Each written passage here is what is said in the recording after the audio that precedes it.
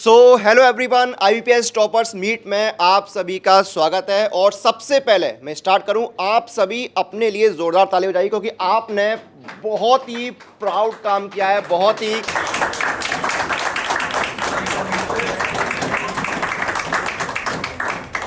तो देखिए, ये टॉपर्स मीट जो है कोई इंटरव्यू नहीं है। आपसे हम कोई इंटरव्यू वाले सवाल नहीं करेंगे। यहाँ पर हम आपकी जर्नी जानने आए हैं। यहाँ पर आपकी जो पूरा प्रिपरेशन की जर्नी रही, स्टार्टिंग से लेके फाइनल सिलेक्शन तक, उसके बारे में बात करेंगे। आपके जो मेंटोर हैं, आपके जो फैकल्टीज़ हैं, उनसे आपका डायरेक्ट इंटरेक्शन होगा। बहुत सारी बातें होंगी, हम मस्ती भी करेंगे, हम गेम्स भी खेलेंगे, बहुत कुछ होने वाला है। तो हमारे फैकल्टीज़ जो हैं कुछ ही मिनट में आपके साथ जुड़ने वाले हैं, ठीक है। वो भी बहुत इंतज़ार कर रहे हैं आपके साथ मुलाकात के लिए, आपको अप्रिशिएट करने के लिए। लेकिन उससे पहले आप लोग आए, आपको बहुत बहुत धन्यवाद, आपने समय निकाला। थोड़ी सी बातचीत करते हैं, जानते हैं कि भाई कैसा रहा आपका अनुभव, एक्सपीरियंस। तो जानते आइए, शुरू करते हैं। मैं एक एक करके आप लोगों के पास आऊँगा। तो सबसे पहले आप ही स्टार्ट करते हैं। आपका नाम? किशन सिंह। तो किशन जी, पहले बताइए आपने कौन सा एग्जाम निकाला आईबीपीएस का? IBPS PO sir. IBPS PO. Journey कैसी रही आपकी? ऊपर नीचे। ऊपर नीचे? ऊपर ज़्यादा थी या नीचे ज़्यादा थी? नीचे ज़्यादा थी। इन अप्स एंड डाउन्स को मैनेज कैसे करते थे? कोशिश करते थे समय निकाल के कैसे भी एग्जाम पे फोकस करें।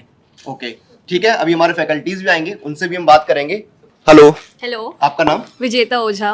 ओके, तो विजेता, आपने कौन सा एग्जाम निकाला आईबीपीएस का? IBPS PO. ओके, जर्नी कैसी थी आपकी? जर्नी अच्छी थी। अब तो सब इजी लगता है पीछे देखे तो, बट तब बहुत परेशान भी हुए हैं। ओके, अभी हमारे फैकल्टीज आएंगे, उनके पास भी बहुत सारे सवाल है आप लोगों के लिए। So hello. हेलो, आपका नाम? अदिति राज। अदिति, कौन सा एग्जाम क्रैक किया आपने? IBPS PO. IBPS PO. तो अगर आप एक लाइन में अपनी जर्नी को डिस्क्राइब करें आईबीपीएस पीओ की। I would say amazing. Amazing. क्या पार्ट सबसे अमेजिंग था जर्नी का? Interview part. Interview part. ठीक है, आगे हम और बात करेंगे आपके इंटरव्यू के पार्ट के बारे में। आपका नाम? कुलदीप खंडेलवाल। कुलदीप जी, कौन सा एग्जाम क्रैक किया आपने? IBPS clerk. IBPS clerk. तो आईबीपीएस क्लर्क के बारे में कुछ ऐसी जो आपकी जर्नी में आपकी लर्निंग रही हो, जो आप बताना चाहें स्टूडेंट्स को?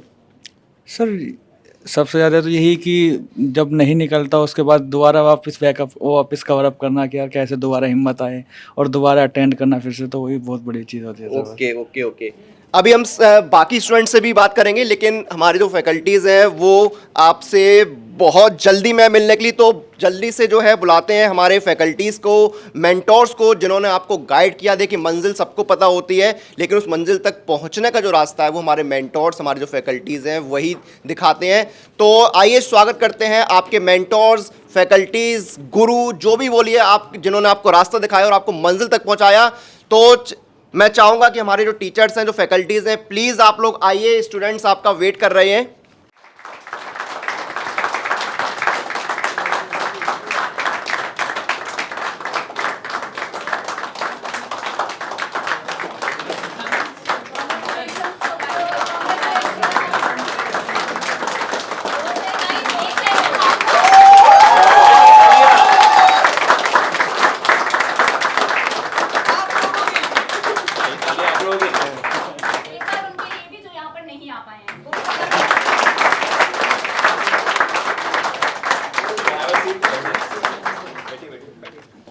तो ये तालियों का शोर नहीं, आपकी सफलता का शोर था जो गूंजा है अभी। ये आपकी सक्सेस है, आपने प्राउड फील कराया है न सिर्फ फैकल्टीज़ को बल्कि अपने पेरेंट्स को, अपने रिलेटिव्स को। आपकी मेहनत जो है वो रंग लाई है। बहुत सारी बातें होंगी अभी, ठीक है। हमारे फैकल्टीज़ जो हैं वो सेटल हो चुके हैं, तो बहुत सारी बातें होंगी। और आप लोग अगर कोई सवाल हो तो आप पूछ सकते हैं, हमारे टीचर्स हम आपके साथ हैं, ठीक है। लेकिन उससे पहले जो है शुरू करेंगे। आप लोगों का जो है स्वागत करने के लिए मैं एक एक करके आप लोगों को बुलाऊंगा। आप लोग आइए, हमारे फैकल्टीज़ जो हैं वो भी यहाँ पर हैं।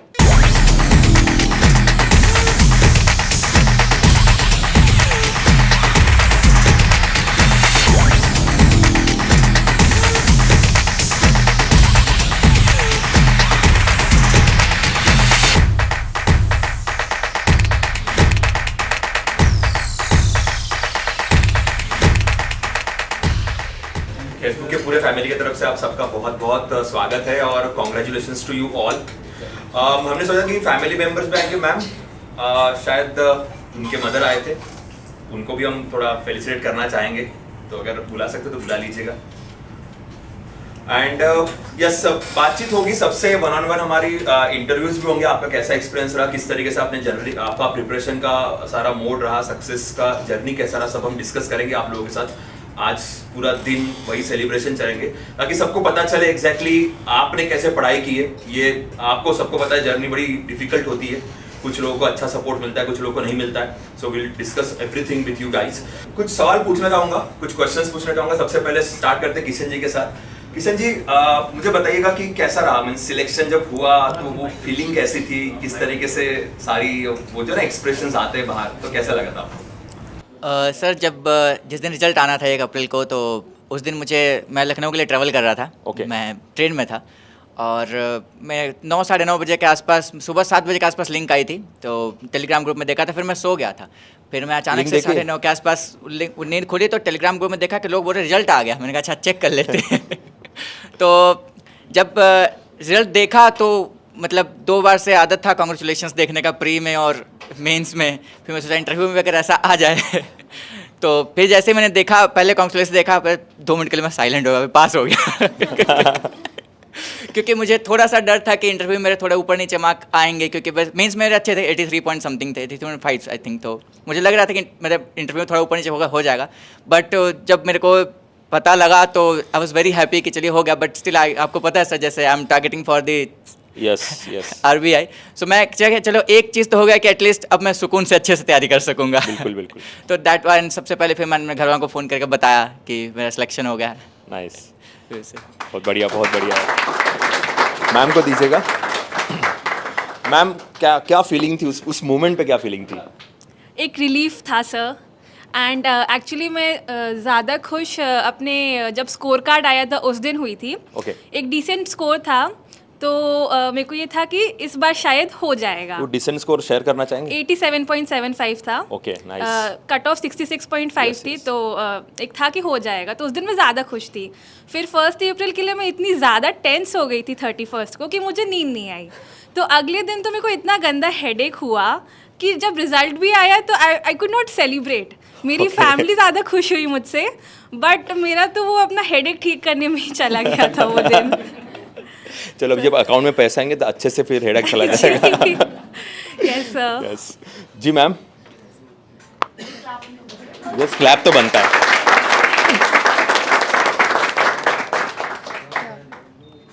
So, as we all knew कि 1 अप्रैल को रिजल्ट आने वाला है, and I was really tensed one night before and I couldn't sleep, and in the morning itself I started chanting Hanuman Chalisa and Sai Baba Chalisa, and my mother, she was coming again and again like कि result आया क्या, no अभी नहीं आया। And I got too tensed, I opened the result and it said, okay, congratulations, and I busted out crying tears of happiness. And it took me some moment to absorb that, okay, I have been selected, and Nice, so it nice. was a nice moment.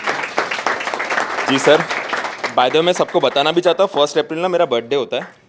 So unfortunate day like to celebrate the birthday, but जब से मैं banking field में आया तब से मेरे लिए वो अच्छा हो गया, क्योंकि उस दिन रिजल्ट आते हैं। So that's kind of a gift for me also. Yes sir. So sir, जब रिजल्ट आने वाला था 1 अप्रैल को, उससे 3-4 दिन पहले दोनों डाउट थे कि यार होगा नहीं होगा। सो मन में ये सोच रहा था कि यार होगा, क्योंकि नेगेटिव वाइब नहीं आनी चाहिए इस वजह से कि यार होगा। मैं ये सोच रहा था 3-4 दिन से, डेली सोच रहा था कि यार जब आएगा तो मैं फादर साहब को गले लगाऊंगा, क्योंकि एक बिल्कुल। लड़के के लिए बहुत बड़ी फील होती है Yes. कि पापा को गले लगाना। तो मैं ये सोच रहा था 3-4 दिन से, डेली सोच रहा था कि जब रिजल्ट आएगा तो मैं ऐसे पापा को गले लगाऊंगा, ये करूंगा। तो वही फील थी। तो जब मैं बताता नहीं, जिस दिन रिजल्ट का डेट होती है वो घर वालों को बताता नहीं कि इस दिन रिजल्ट आएगा, कोई नहीं बताता दोस्त, कोई नहीं बताता। क्योंकि सबको कोई नहीं घर वाले पूछते हैं कि कब आएगा, तो मैं बोलता हूँ अप्रैल में आएगा। ये नहीं मुझे पता होता कब आता है, 1 जनवरी 1 अप्रैल को बताता नहीं कब आएगा, लेकिन आने वाला है, अप्रैल में आएगा। सो सर, जब रिजल्ट आया तो मैं अकेला ही रिजल्ट चेक किया मैंने, और जैसे ही आया पहले तो बिल्कुल सन कि यार हो गया यार। तो उसके बाद थोड़ी देर दोबारा चेक किया मैंने, कि एक बार दोबारा चेक किया। फिर मैंने जब नीचे आके फादर साहब बैठे हुए थे स्कूटी पर, तो उनको जाके हक किया कि पापा जी हो गया। सबसे पहले उन्हें ही बताया, तो वही फील सर सबसे बेस्ट थी। क्या फीलिंग थी सर? कुछ होया नहीं। It's okay. तुक्के में दिया था सर, तुक्के में हो गया। आपका बताते हैं। जब मैंने प्री दिया था ना सर, मतलब प्री तो मैंने तैयारी करी थी, 15-20 दिन तैयारी करी थी मैंने, मतलब मोक से ही करी थी बस टेक्स्ट बुक के, मैंने कोई लेक्चर तो लिया नहीं था। तो प्री हो गया और चलो फिर जब रिज़ल्ट आया तो 7 दिन 1 हफ्ता ही दिया था मेरे हिसाब से उन्होंने मेंस की तैयारी के लिए, तो मैं इसमें तो क्या ही तैयारी होगी, छोड़। फिर मैंने छोड़ दी, मैं छोड़ी क्या तैयारी करेगा इसका, तो मैं चलो उसी 1 मॉक दिया था बस टेक्स्ट बुक का, मैं ये देख लूँ पैटर्न क्या है, कैसे कैसे क्वेश्चन आते हैं। तो बता दो यार। टेक्स्ट बुक का मॉक था, टेक्स्ट बुक का ही प्रीवियस ईयर का ही दिया था, वो वाले तो मैं देता ही नहीं था, उसमें तो कम स्कोर आता है, कॉन्फिडेंस डाउन हो जाएगा, मैं छोड़ के करेगा देख। तो फिर उसके बाद जब वहाँ पे पेपर देने गया तो मेरी शाम वाली शिफ्ट थी, तो पेपर दे के निकला, मैं अपने दोस्तों कर रहा, मैं कहा हो शुक्र है मैंने मॉक नहीं दिया, बड़ा आसान पेपर आ रहा था। मतलब आसान था पेपर। फिर उसके बाद रिजल्ट स्कोर तो बताते ही नहीं कितना आया, जिनका इंटरव्यू स्टेज आ जाता है। फिर इंटरव्यू दे के आया, मेरी तो इंटरव्यू की तैयारी ही नहीं, मैं तो पहली बार बैंकिंग फील्ड में आया था, पहले ही बैंकिंग का एग्ज़ाम था मेरा, मैं क्या इंटरव्यू दूंगा, वहाँ बैठ के 5 ही मिनट इंटरव्यू चला बस मेरा, लेकिन मेरा 7 बजे इंटरव्यू हुआ शाम को। हाँ वो थक गए थे। मैं बैठा, पहला क्वेश्चन उनका ये था कि आप बीएससी मैथ ऑनर्स के हो? Yes sir. उन्होंने बताया फिर मैथमेटिक्स डे कब मनाते हैं? भाई फिर मैथमेटिक्स डे कब मनाते हैं? फिर उन्होंने मतलब ऐसे बेसिक इकोनॉमिक्स के क्वेश्चन पूछे जो कि मुझे वो भी नहीं आते थे। उन्होंने पूछा मनी लॉन्ड्रिंग क्या होती है? मैं सर काला धन होता है सर। फिर दूसरा क्वेश्चन ये था, अच्छा चलो ये बताओ उसे रोकने की कोई एजेंसी का पता है सर? मैं सर RAW सर इंडिया की रो एजेंसी करती है सर। नो कहा नहीं मैं फिर नहीं पता सर मुझे। फिर नो कहा कोई इंटरनेशनल एजेंसी? मैं सर अमेरिका की है सर, बाकी तो पता नहीं। इतना ही था। हाँ मेरे तो कुछ भी याद नहीं था सर, मैं तो बैठ के भूल गया सब कुछ। फिर 5 मिनट में इंटरव्यू खत्म हो गया, निकलते महा हो गया, ये तो नाश हो गया, कोई नहीं होगा। मैं हुआ ही नहीं। पर लेकिन जब 23-24 तारीख को जब वो स्कोर कार्ड रिलीज़ हुआ, मैं घूमने जा रहा था, तो मेरा इंटरव्यू तो ख़राब गया ही था, 5 ही मिनट चला, वहाँ होगा ही नहीं। पर मैं उम्मीद क्या ला रहा, बस 100 नंबर आ जाओ, बस 100 नंबर आ जाओ मेंस में, और वहाँ मेरा इंटरव्यू बेकार जा रहा, फिर भी हो जाएगा। बस देखा तो मेरे 102 नंबर आ गए। मैं कर रहा तुक्का लगा था, ऐसा लगा मैं जिक्के तो मुझे आती नहीं थी, जिक्के तो मुझे आती नहीं थी, 0 थी मेरी जिक्के। मैं जिक्के में वहाँ दो ही नंबर तो लेने हैं, जिक्के में कोई भी 5 क्वेश्चन पर निशान लगा दूंगा, ठीक हो जाएंगे। बस 2 नंबर आ जाओ जिक्के में, रीजनिंग और मैथ में दो ही सिलेक्शन तो रीजनिंग मैथ से ही होना है, जिक्के सिलेक्शन होना नहीं। मेरे रीजनिंग में देखा 30 नंबर, मैथ में देखा 15 नंबर। वो मेरी राइटिंग स्किल्स अच्छी थी, मेरे 25 में से 22-23 नंबर थे उसमें, वो राइटिंग प्रेसेज राइटिंग थे। तुम्हारी राइटिंग अच्छी होगी दिख रहा है। और फिर क्या नाम है, मेरे जिक्के में 5 नंबर। चलो बस इतने ही चाहिए थे मुझे, बस। फिर क्या फाइनल जब इंटरव्यू का रिजल्ट आया तो घर वाले चलो ठीक हो गया, बढ़िया। सर मैंने 13 अक्टूबर को मेरा IBPS क्लर्क का एग्ज़ाम था और काफ़ी अच्छा गया था। मैंने 126 अटैम्प्ट करे थे और मुझे श्योर था कि मेरे पहली प्रेफरेंस बैंक ऑफ बड़ौदा मिल जाएगा। लेकिन PO तक आते आते थोड़ा सा ये था कि यार क्लर्क तो थोड़ा सही है, लेकिन PO थोड़ा मुश्किल होता है क्योंकि उसमें इंटरव्यू लेवल भी है। तो पेपर दे के आया था, मुझे पता था हाँ यार अच्छे मार्क्स आ जाएंगे, 100 के अराउंड आ जाएंगे। लेकिन नॉर्मलाइजेशन जो भी हुआ IBPS ने करा, उसके बाद 84 आ गए थे। फिर मेरे को था अब इंटरव्यू रह गया है कि वही इंपॉर्टेंट है, क्योंकि 20% मार्क्स इंटरव्यू होल्ड करते हैं। तो वहाँ पे गया और जो मेन पैनलिस्ट थी उनको तो मैंने कर दिया था, लेकिन जो बाकी सबका जो आंसर्स थे मैं बता ही नहीं पा रहा था। फिर उन्होंने छोटे मोटे क्वेश्चन पूछे कि आपका अभी क्या गोल्ड का रेट क्या चल रहा है, आपकी करेंसी रेट क्या चल रहा है। तो वो मैंने सुबह ही पढ़ा था वो, और मैंने वही देखा आधे घंटे पहले, बाहर वही बैठ के देख रहा था। तो किस्मत अच्छी थी कि वही क्वेश्चन आ गए। तो ठीक था। लेकिन क्या होता है ना सर, पेपर दे के आता आपको लगता सब सही है, लेकिन जैसे ही वो रिजल्ट आता है ना तो ये होता है कि भाई अब तो फेल है। हाँ बिल्कुल। और सर 1 तारीख को वो रिजल्ट आना था, मुझे पता था, और रात में मेरे को सपना है कि मैं फेल हो गया। मैंने कहा, और सर PO में फेल हो गया। मेरे को लगा कि मैंने कहा यार इतने कम कैसे आ गई, 30 नंबर इंटरव्यू में आ रखे हैं, इतना बुरा तो नहीं गया था। और फिर जब शुरू में रिजल्ट आया 9 बजे, तो जल्दी खुल नहीं रहा था, बहुत ज़्यादा दिक्कत आ रही थी। तो जैसे तैसे ऑन करा और देखा कि पहले क्लर्क देखा, मुझे पता था उसमें तो हो जाना चाहिए, और क्लर्क देखा बैंक ऑफ बड़ौदा। मैंने कहा चलो यार कुछ तो हो गया, कुछ तो मिल गया। लेकिन मैंने कहा पीओ में पता नहीं, क्योंकि 84 आ रखे थे नॉमिनेशन के बाद, तो श्योर नहीं था मैं। और जब खोला और देखा कि यार उसमें बैंक ऑफ बड़ौदा मिल गया, उस पर भी अच्छे आ गए। और थोड़ा मैं पापा के ज़्यादा क्लोज हूँ, तो मेरा हमेशा रहता है जब भी रिजल्ट आता है अपने पापा को हक करता हूँ कि मेरे पापा मेरे से फीलिंग एक्सप्रेस करते हैं अच्छे से। लेकिन अनफॉर्चुनेटली किसी काम की वजह से होम टाउन उत्तराखंड चले गए थे। तो जैसे ही आया रिजल्ट, मैंने फ़ोन उठाया, मैंने कहा पापा हो गया। पापा एकदम खुश थे, क्योंकि कुछ कोई हमारा मंदिर बन रहा था, तो पापा खुश थे। पापा ने हर जगह पेड़ बंटवा दे कि आज तो बेटे को दोनों में हो गया है। तो आई थिंक द मेन मेरी पार्टी जर्नी की अच्छी बात ये है कि मेरे पापा को मेरे पर भरोसा था कि एंड तक ही इसका हो नहीं रहा, लेकिन हो जाएगा।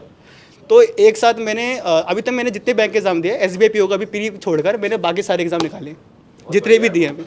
और मेरा फर्स्ट अटैम्प्ट है सभी बैंक का। तो आई थिंक मेरे फादर का कॉन्फिडेंस जो था मेरे पे, आई थिंक दैट्स वाई कि सारे एग्जाम निकल रहे थे और बार बार गले लगाने का हक करने का मौका मिल रहा था पापा को। RBI भी दे दो अभी। हाँ सर, इस बार IBA का है मेरा ग्रेड B का, कि देखते हैं अभी क्या होता है। सही है। Thank you sir. सर ये मेरा पहले अटैम्प्ट था IBPS PO का और फॉर्चुनेटली निकल गया।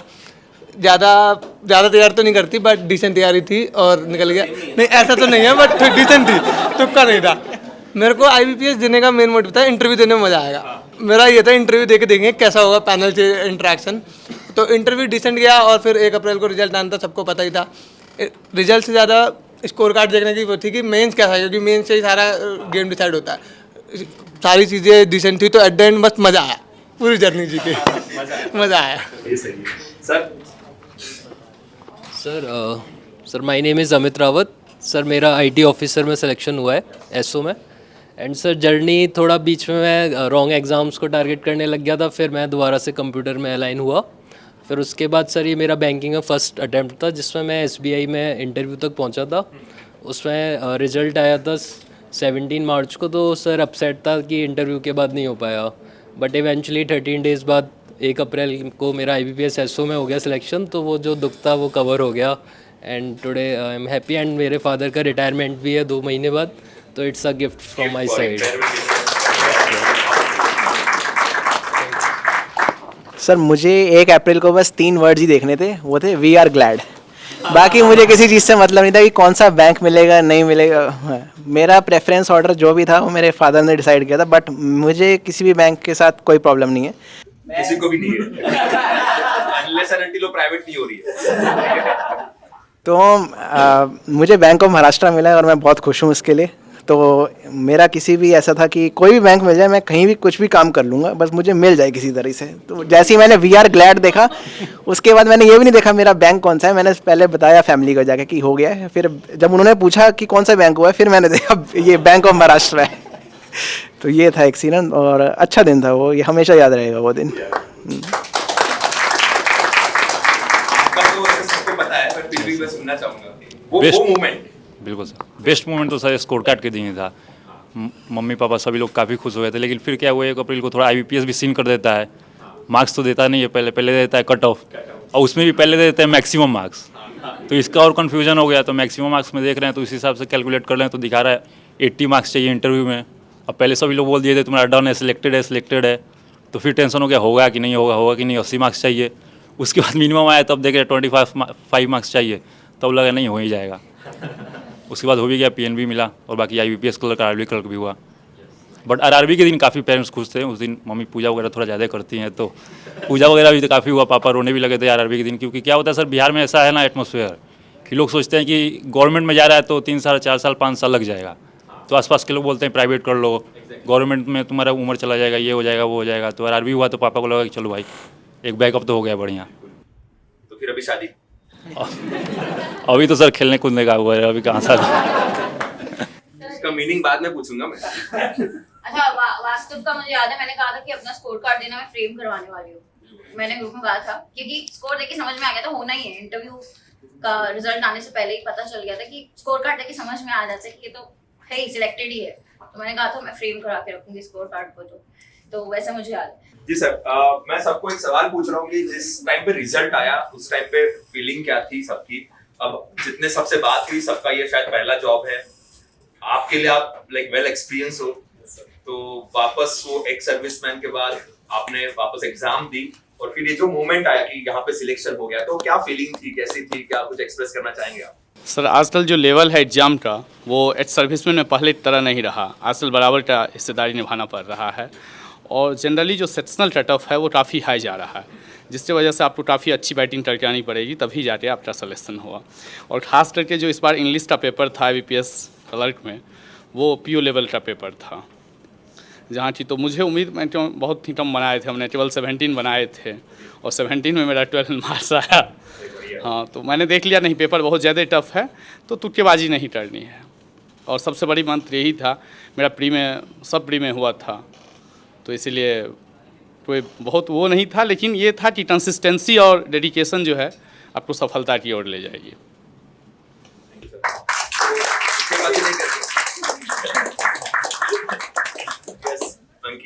मेरी जर्नी सेम ही रही तुम्हारा थी। फीलिंग में पूछूंगा नहीं, क्योंकि रोज ही हो रहा है। मैसेज आता है सुबह सुबह, सर ये हो गया, सर वो हो गया। बस सर अब भूल गए हैं कैसी आती है, लेवल अप करना है अभी, सोलो लेवलिंग चल रही है।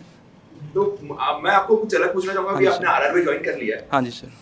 कैसे चल रहा है बैंकिंग का लाइफ? सर बढ़िया चल रहा है। सच मत बोलना। नहीं सर, सच में बढ़िया चल रहा है अभी तो।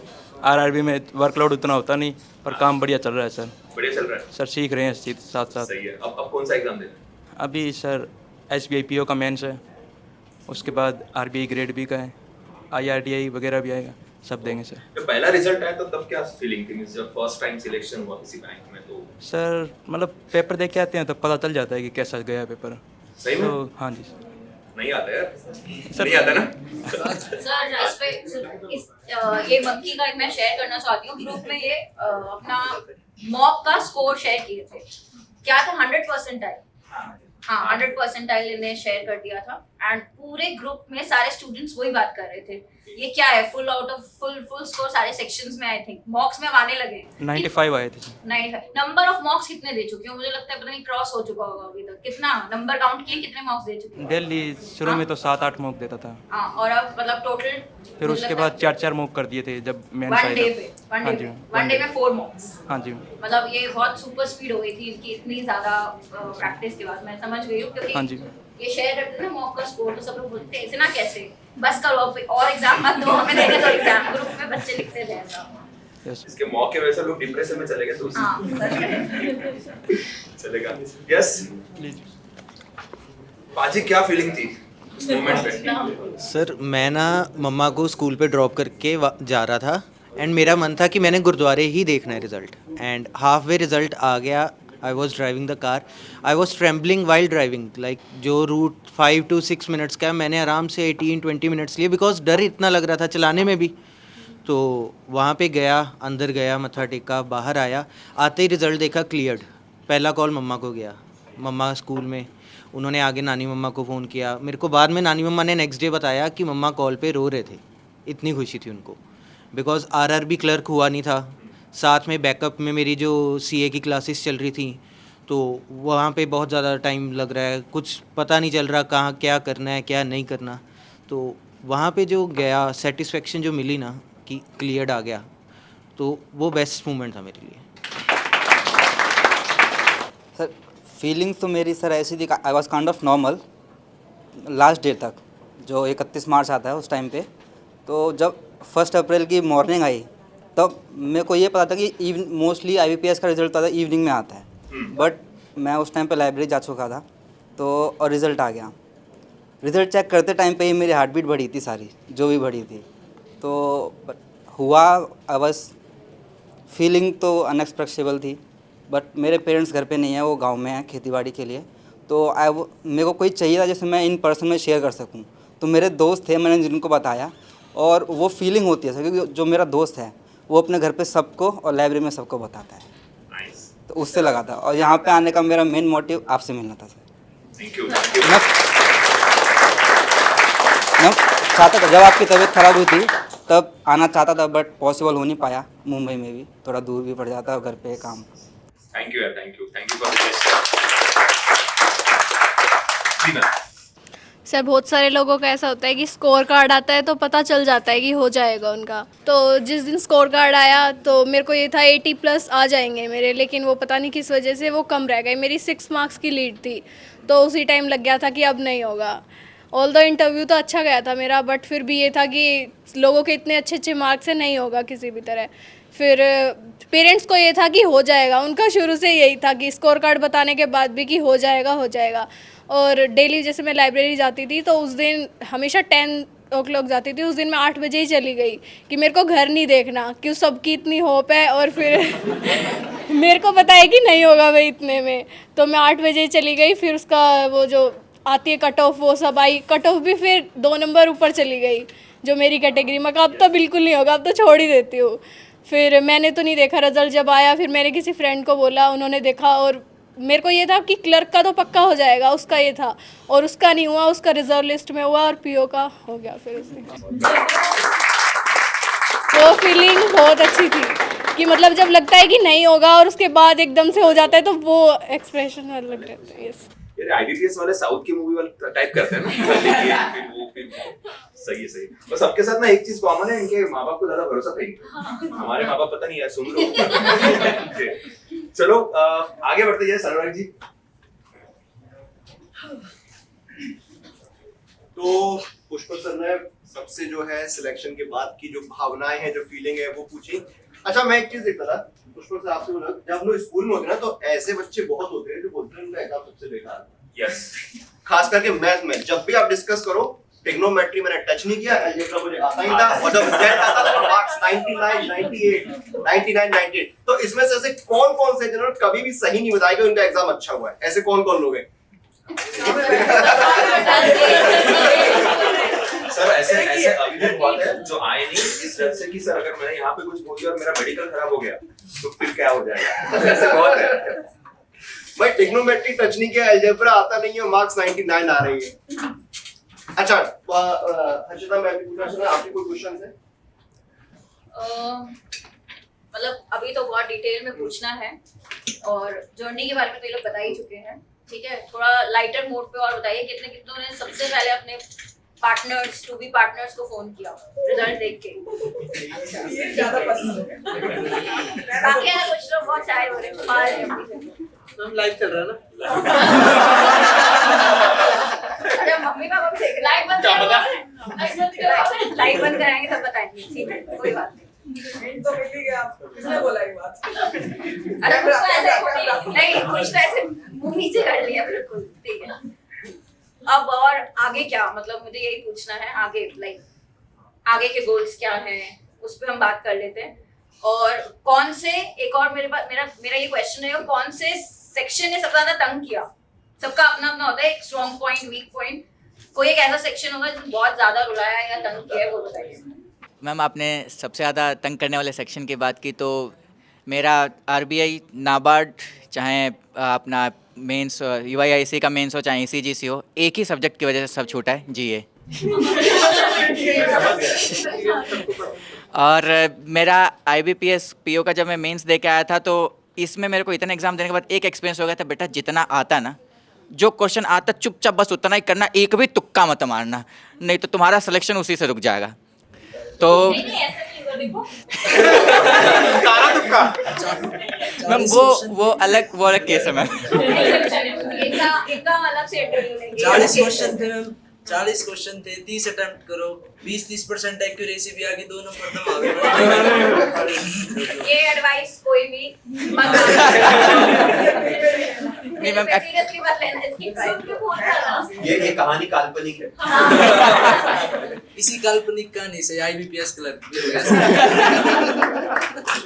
तो मेरा यूआईआईसी एओ में बहुत अच्छा गया था, मेरा डिस्क्रिप्टिव भी, मतलब उस दिन उसमें वन नेशन वन इलेक्शन पे आया था और मैं सुबह वही टॉपिक पढ़ के गया था, लेकिन बस 4 नंबर मेरे जीए में कम है, 12 नंबर कट ऑफ था और मैं 8 नंबर पर रह गया और मेरे को बहुत दुख हुआ। मुझे लगा पता नहीं आईबीपीएस पीओ का क्या होगा, लेकिन 7.25 आया। मैं बहुत खुश था कि भैया 7 नंबर आ गए मेरे जीए में। तो जीए ने आपको तो ज़्यादा परेशान किया। Yes ma'am. ठीक है मैम, आप बताइए। आई थिंक मेरे लिए भी जीए ही होगा। उसका रीज़न ये है क्योंकि 2023 में मैंने जो भी प्रीलिम्स दिए थे वो नहीं हो रहे थे, तो 2024 में मैंने हर एग्ज़ाम के लिए प्रीलिम्स पे ही सबसे ज़्यादा फोकस किया। तो जब ये हुआ कि ये हो जाएगा, एक डिसेंट अटेम्प्ट्स हैं इसमें, तब मैंने जीए पढ़ना स्टार्ट किया नवंबर में। तो मेरा काफ़ी ज़्यादा टाइम तो उसी में गया था जब मैं मेंस की पढ़ाई कर रही थी। तो आई थिंक जीए में काफ़ी मेहनत लगी है। बहुत ज़्यादा रुलाता है। हाँ जी ma'am. Ma'am same for me चलो जीए के अलावा कोई है मुझे ऐसा पूछना पड़ेगा मुझे लग रहा है कि सब कुछ GA को लगा। मैथ इंग्लिश इंग्लिश में बोल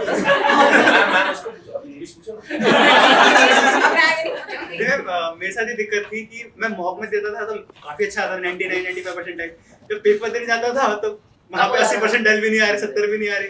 आई थिंक मैम कॉन्फिडेंस की दिक्कत थी, बाकी सही थे।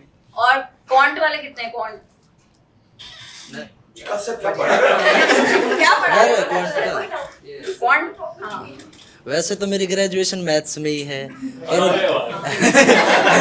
लेकिन बहुत ही अलग है। लेकिन जब वो मतलब वहाँ पे तो मॉक में टेक्स्ट बुक के मॉक में मैं तो प्रीवियस ईयर देता था बस, तो उसमें तो आ जाते थे नंबर, वहाँ पे बस मेरे 13-14 नंबर आए। तो मतलब ये हुआ कि मैथ्स ने तो धोखा दे दिया रीजनिंग ने फिर भी मेरे मार्क्स खींच दिया। तो मतलब रीजनिंग बढ़िया लगी, मैथ्स में बेकार लगने लग गया है। रीजनिंग ऐसा कोई है जिसका थोड़ा सा रुलाया हो या परेशान किया हो? नहीं, यूजुअली स्ट्रांग होता है सबका। क्रिटिकल रीजनिंग रुलाया है। ओके, क्रिटिकल रीजनिंग तो आया क्लब मेंस में है, बहुत सारा आता है। मेरे मार्क्स क्रिटिकल से आए मैम, क्रिटिकल से आया। चल के क्रिटिकल जा रहा है। अच्छा, मुझे लगता है सर इंग्लिश स्ट्रांग हो क्रिटिकल रीजनिंग अच्छी रहेगी। हां रीडिंग हाँ ठीक है। इंग्लिश वाले कौन? तुम भी इंग्लिश वाले, क्या हुआ था इंग्लिश में?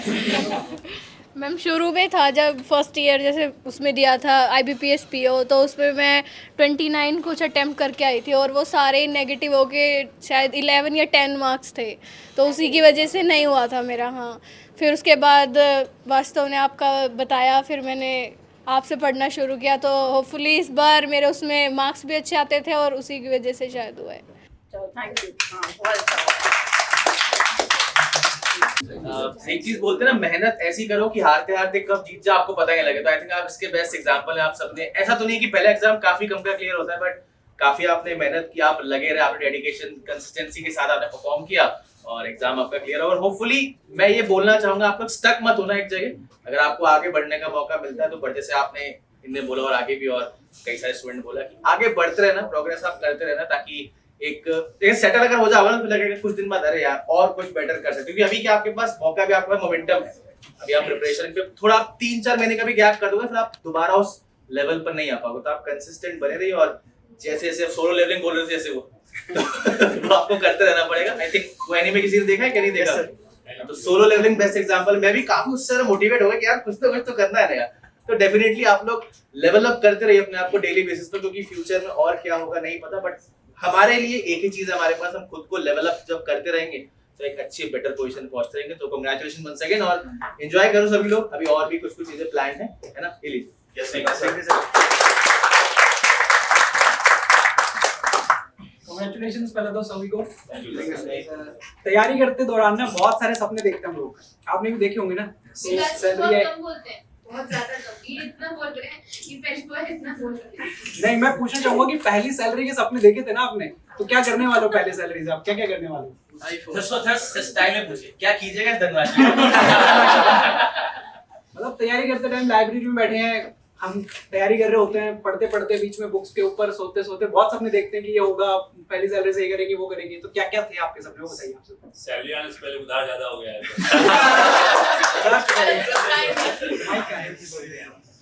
एक और इसके लिए बैंक लोन देते हैं। चलो ये बताओ, ट्रिप कांगा की प्लान कर ली नहीं है, बताओ। ट्रिप तो प्लान कहीं ना कहीं किसी की हो चुकी है। अभी पूरे तो प्लान कर लिया सर, बहुत लग रहा है 2-3 मंथ का सैलरी चुकाने में निकल जाएगा पार्टी। चलो उसके बाद में कहाँ जाओगे? उसके बाद सोच रहे हैं सर हुआ वगैरह का प्लान करने तो पेरेंट्स वगैरह आप कर ही देंगे। आपका तो खेल अभी तो आपका खेलने कूदने का भी उम्र है। चलो तो वास्तव पार्टी वहां करें ये सब 2-3 मंथ भी आते फिर। ठीक है, दिसंबर में मैं वेट करता हूँ। चलो आपको क्यों लेके जा रहे हो? उनसे मत पूछिए, सर से पूछिए, सर उनके साथ क्यों जा रहे हैं? सर के साथ माहौल नहीं बन पाएगा। नहीं, महाराष्ट्र से गुजरना पड़ेगा सर को पिक करने के लिए, तो वहाँ एंट्री सर के बिना हो ही नहीं पाएगी। सर को लेके चल रहा हूँ। जी सर, आप बताइए क्या प्लान किया है पहली सैलरी का? मेरा तो ये है, मैं लंदन जाऊँ जुलाई में, टेस्ट मैच है लॉर्ड्स में, मस्त देखूंगा बैठ के गेस्ट क्रिकेट स्टेडियम में। वो प्लान है अभी, बट फर्स्ट सैलरी से नहीं हो पाएगा ना वो? हो जाएगा। पहली सैलरी से? पहली सैलरी मतलब थोड़ा सर सैलरी स्लिप पे नोट मिल जाता है। 2-3 महीने का क्यूमुलेटिव है, नहीं तो थोड़ा बहुत पापा दे देंगे। नहीं, ये होता है काफी लड़कों से सुना है मैंने कि लॉर्ड्स में जाके एक टेस्ट मैच देखना है, ये सबका ड्रीम अपना है। एक मजा है लॉर्ड्स में जो ये मेरा भी है, मैं भी जाने वाला हूँ। चलिए, आपका क्या रहेगा सर? मैंने सर देखा था यूको का हॉलीडे होम स्पोर्ट प्लेयर में अभी बनाया, तो सर वहाँ देखने का मौका जाने का देखेंगे। ओके सर, ये सबके घूमने के प्लान है, मतलब मुझे अपना याद आ रहा है, मैंने अपनी फर्स्ट सैलरी से वॉशिंग मशीन खरीदी थी, कपड़े धोना पड़ा। तो इतना प्रैक्टिकल नहीं है कि आप सिर्फ घूमने जा रहे हैं। है ना, वॉशिंग मशीन खरीदी थी मैंने। Actually, like this won't be my first salary. I'm already working, but in the private sector. I'm in Accenture. So like first salary वाला थोड़ा सा वो इतनी एक्साइटमेंट नहीं है, but I will buy a Dyson for myself. अरे वाह, ये थोड़ा सा ये लगा लड़कियों वाला समझ नहीं आएगा, लड़कों को समझ नहीं आएगा। हाँ, थोड़ा बता दो सबको कि उनको भी समझ में आ जाए। लड़कों को इसलिए समझ नहीं आएगा क्योंकि दुनिया की सबसे क्लीन जगह होती है लड़कों का हॉस्टल, सबसे हाइजीनिक जगह। तो लड़कों को समझ नहीं आया डाइसन लेना, मैं समझ पा रही हूँ।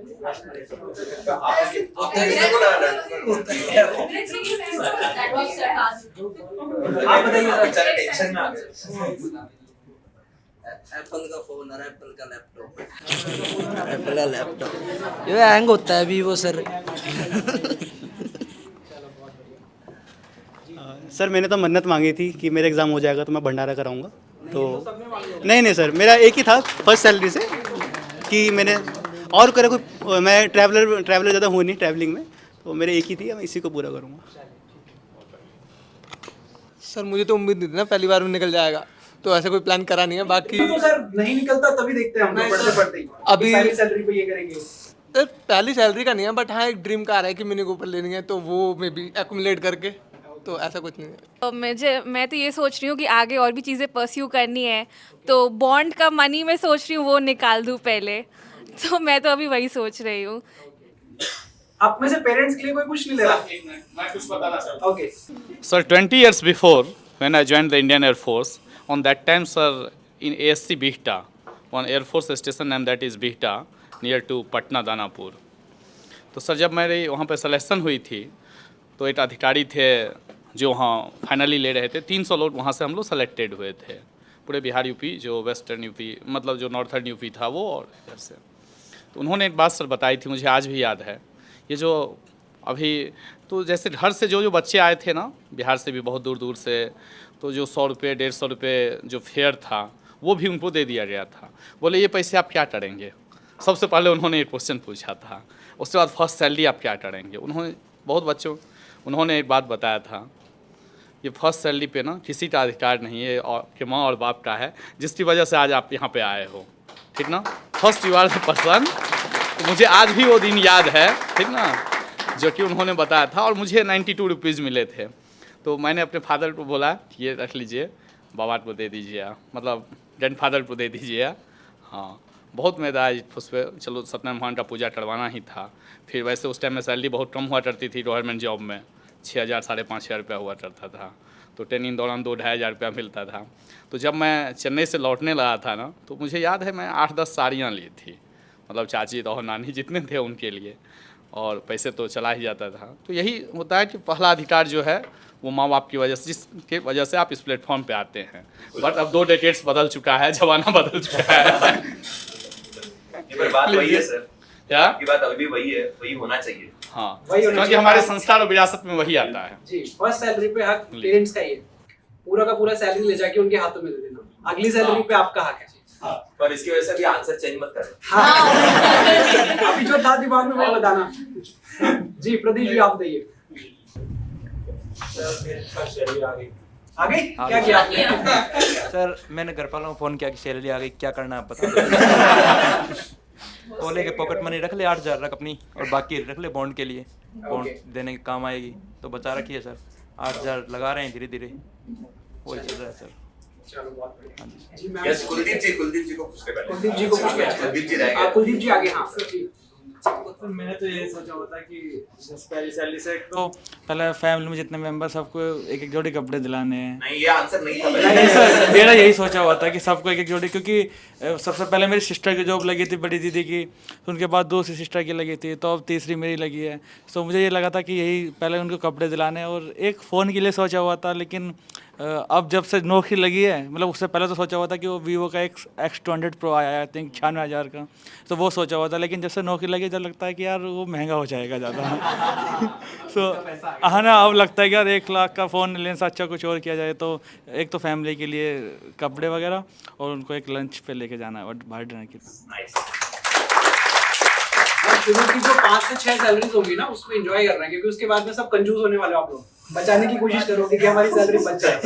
तो शुरू में एंजॉय करना था, पहली सैलरी घर वालों को, और फिर 4-5 सैलरी में एंजॉय करना। जी गुरी पाजी बताइए। ज़्यादा नहीं है, बस ना एक मम्मा और पापा को ना OnePlus का जो नया मोबाइल आएगा वो लेके देना है। ओके, ज़्यादा कुछ तो नहीं सोचा, पहले सोचा था कि जो फर्स्ट सैलरी आएगी, अभी NICL असिस्टेंट में भी मेरा हो चुका है, तो उसका जॉइनिंग लेटर रहता है मेरा खाली, तो उसकी सैलरी के हिसाब से मैंने सोचा था कि लगभग 30,000 घर पे दूंगा, और पहले पूरी सैलरी देनी है वो मंदिर में रख के पूजा होके, फिर जो अपना हिस्सा होगा वो लेके, तो वो बस रखना है अपने पास। और अब कल देखा था एक रेफ्रिजरेटर भी लेना है। प्रैक्टिकल। सर मैंने शुरू में तो वही सोचा था कि फैमिली को ही देना है, लेकिन अब जैसे रिजल्ट आया उसके बाद मम्मी कह रही थी कि मैंने बहुत मन्नत बोली हुई है, तो तेरी एक सैलरी तो पूरी उसी में चली जाएगी। तो वो सारी तो मेरे को दे देना, बहुत जगह पे जाना है जैसे स्पिरिचुअल प्लेसेस पे, और बांटना है तो वो सब में उन्हीं को ही। पहले से बहुत पहले से। चलो बहुत बढ़िया जी। मैम आप कुछ उसना तो सर मतलब हो ही गया ऑलमोस्ट। तो पहले तो ऐसे जैसे मुस्कुरा रहे हो, मुस्कुराते रहो, तुक्के से या मेहनत से सिलेक्शन पाते रहो। फाइनली मेरे दिमाग में भी यही चल रहा था पेरेंट्स वाला कि उनको नहीं भूलते, आप लोग जिनकी वजह से हो, एक बार जोर से तालियां हो जाए हमारे पेरेंट्स को।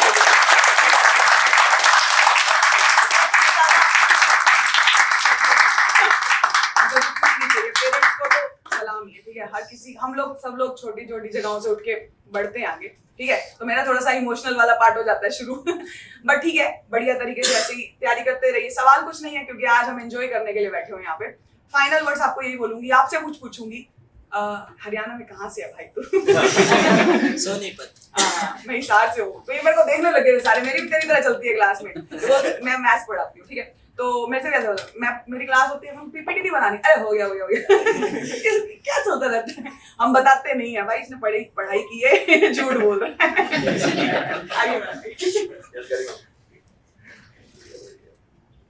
ऑलमोस्ट सबने सब पूछ ही लिया, और तो मुझे कुछ नया तो नहीं पूछना है। ईमानदारी से बताओ तो बताओ, यूपी के लोग बैठे हो सब लोग ज्यादातर, हरियाणा से बैठे हो, पंजाब भी मुझे नहीं लग रहा कोई। पंजाब क्या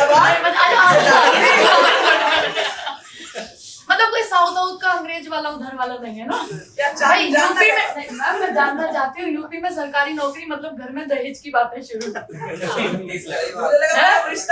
क्या रेट है तुम लोग? जो बेस प्राइस 30 लाख है, पता होना चाहिए ना भाई बैंकिंग में क्या चल रहा है। क्योंकि मैं एक यूपी के बड़े छोटी सी जगह से आती हूँ, है ना। अभी हमारा कुछ सालों पहले ही वो जिला बनाया था, हाँ कत्ल हो जाती। तो हमारे यहाँ तो सरकारी नौकरी, क्योंकि कल ही मैं जिस जगह से आती हूँ, मैं काफी ऑफलाइन से भी जुड़ी रहती हूँ और ऑनलाइन से भी जुड़ी रहती हूँ। तो कल यूपी वाले स्टूडेंट्स का इंटरव्यू हो रहा था, तो मैंने 10 लोगों को कम से कम कल इंटरव्यू लिया। तो उसमें 2 ही बातें मुझे कॉमन दिखाई दी।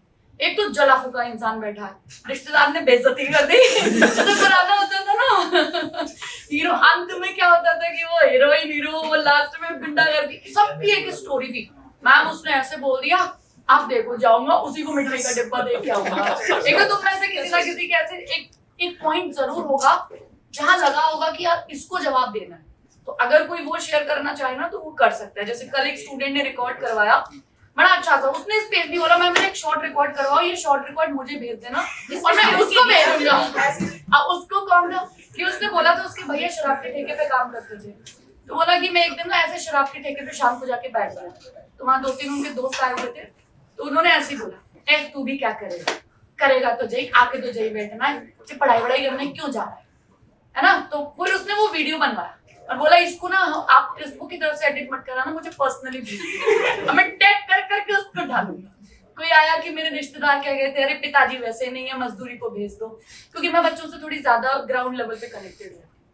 तो अभी एक यूपी पुलिस का रिजल्ट आया तो एक की मम्मी का कॉल आया मेरे पास पर्सनल, बोलती है मैम जब ये पढ़ रहा था ना इसके पिताजी 2 साल के छोड़ के मर गए थे, और जब ये पढ़ता था तो पता पड़ोसी क्या बोलते थे, गांव से है वो, क्यों पढ़ा रहे हो इसको, क्या कर लेगा, देखो शरीर से तो इतना बड़ा, 18 साल का लड़का शरीर से तो इतना बड़ा हो गया और अभी तक काम वाम क्यों नहीं कराने भेज रहे हो।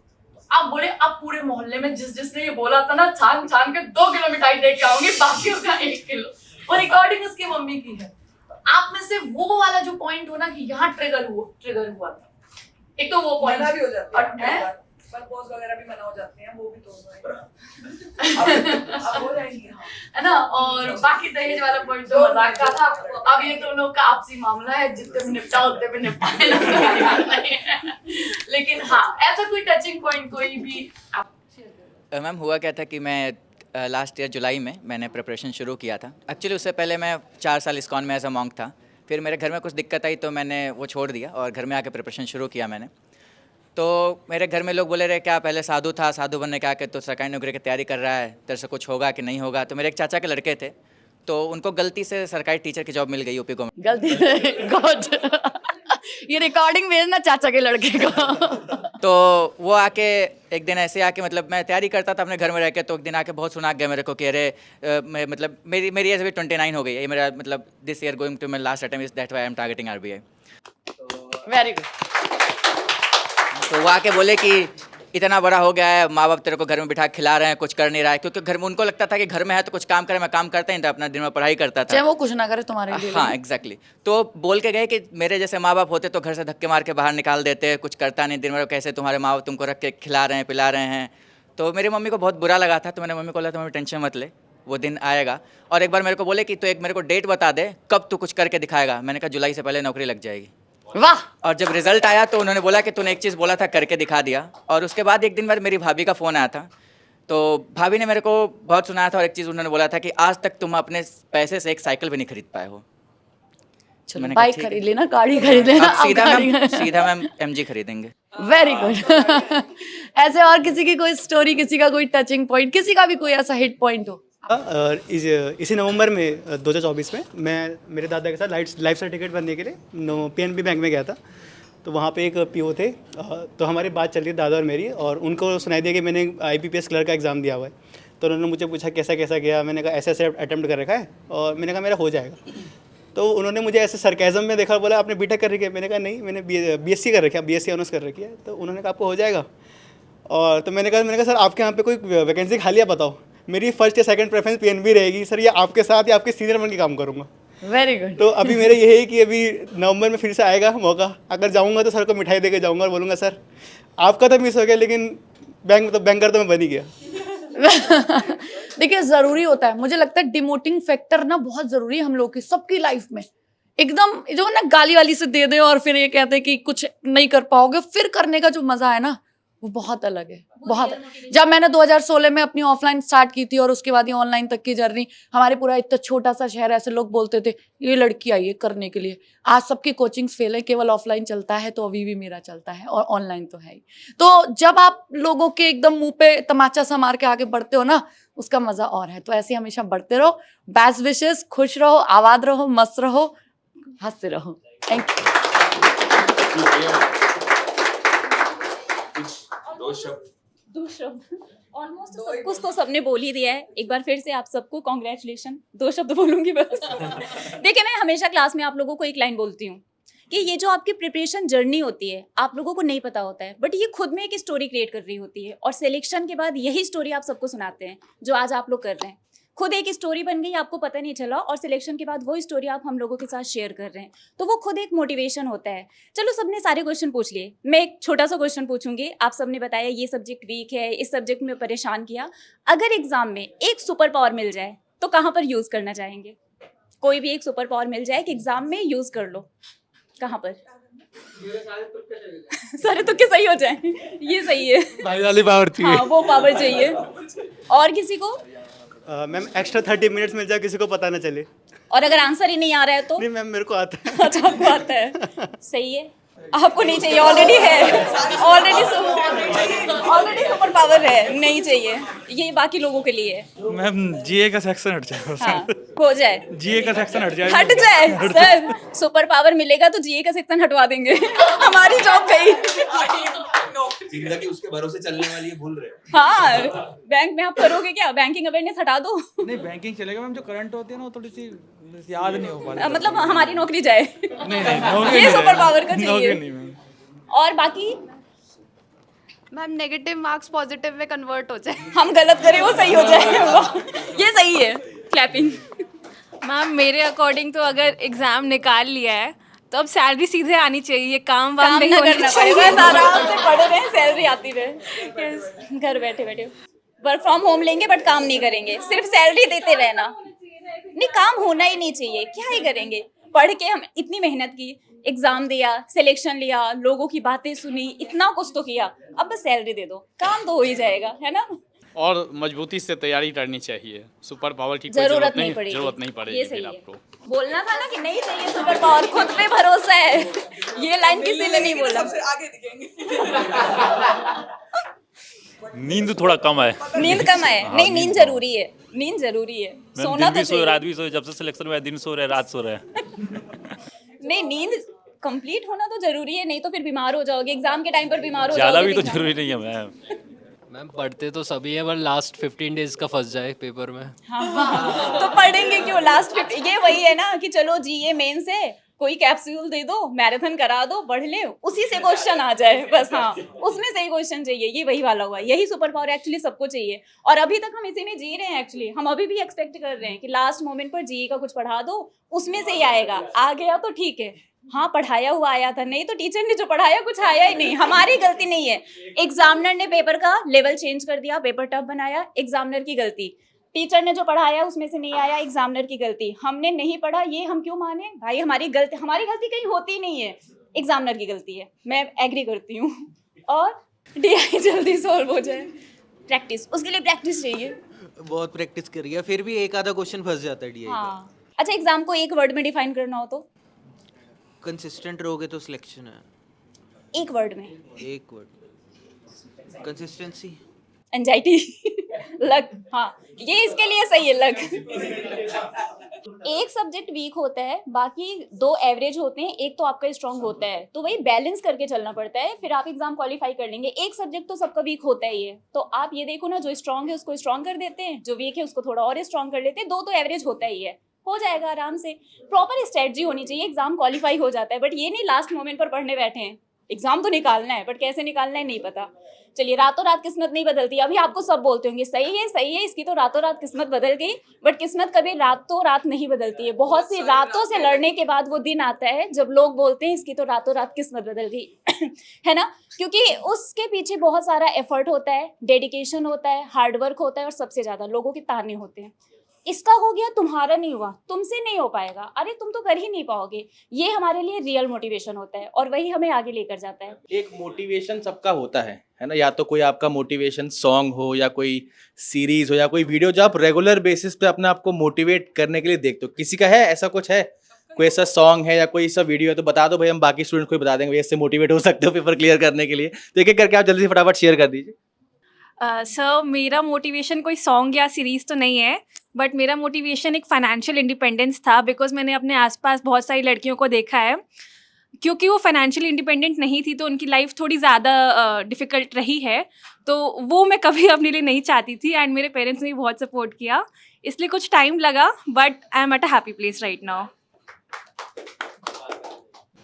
सर मेरे मोटिवेशन मेरे पेरेंट्स ही हैं, बट देन लाइक उनकी तरफ से पूरा सपोर्ट रहा है। बट एक और मोटिवेशन थी, like I don't know if यहाँ पर सबको पता है, there is one app Pinterest, so I usually use to type boss lady and वो कोट्स और वो जो इमेजेस होती है, तो that use to be my motivation कि हाँ ऐसा बनना है, like because as I told कि I am already working, so like I had done BTech, so after that all my relatives were like private ही तो है, although it's a very nice reputed MNC, या but then कि private ही तो है and हर कोई कर रहा है, इट वाज लाइक कि सरकारी की बात ही अलग होती है. एंड नाउ देन जब अब उनको पता चला ओके कि पीओ हो गई है, नाउ दे आर लाइक कि जॉब के साथ साथ कैसे क्रैक कर लिया, कहाँ से टाइम मिला, कहाँ से पढ़ा.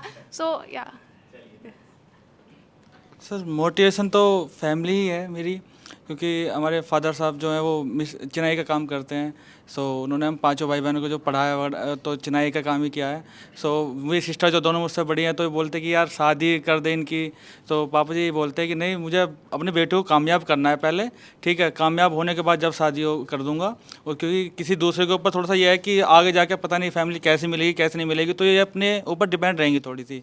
सो मैं जब MBA कर रहा था 2019 में, तो मैं गवर्नमेंट जॉब को मतलब बुरा मतलब मेरे इंटरेस्ट नहीं था गवर्नमेंट जॉब में. लेकिन जब लॉकडाउन आया 20 में और सिस्टर की मेरी 19 में जॉब लगी थी टीचर की, और दिल्ली में टीचर है वो. तो जब 20 में लॉकडाउन लगा मार्च अप्रैल में, और जब सब जो मेरे साथ के MBA करने वाले जॉब भी कर रहे तो उनकी सैलरी या जॉब चली गई उनकी, लेकिन मेरी सिस्टर की जॉब कंटिन्यू आ रही थी, गवर्नमेंट टीचर थी.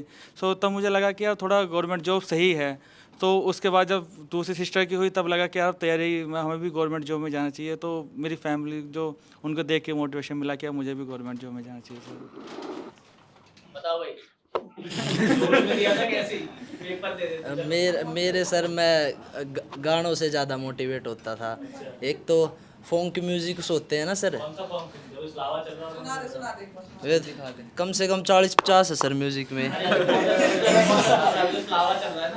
ऐसे नहीं सर, अभी ओरा सुन रहा हूँ, ओरा सुन रहा है.